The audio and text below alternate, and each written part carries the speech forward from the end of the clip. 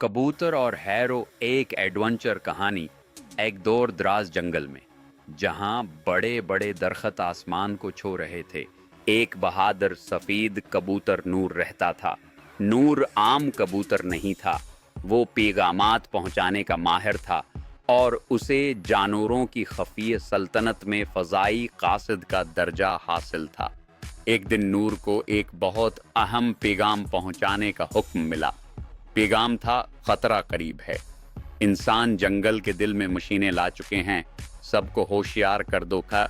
ये पैगाम उसे पहाड़ों के पार हैरो नामी एक शेर के पास पहुंचाना था, जो जानवरों का मुहाफिज था। हैरो एक जख्म खुर्दा मगर ज़हीन शेर था जो इंसानों से लड़ चुका था और अब छिप कर रहता था। नूर अड़ने लगा, लेकिन रास्ता आसान नहीं था। सबसे पहले वो एक जहरीले बादलों वाले इलाके से गुजरा जहां सांपों की परवाजें होती थीं। अचानक एक अड़ता हुआ सांप इस पर झपटा।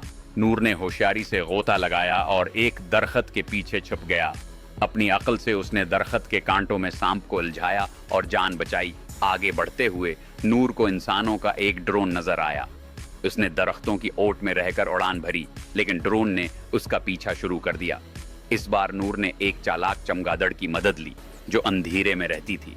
चमगादड़ ने ड्रोन की आंखों में रोशनी मारकर उसे भटका दिया और नूर बच निकला। आखिरकार वो एक पे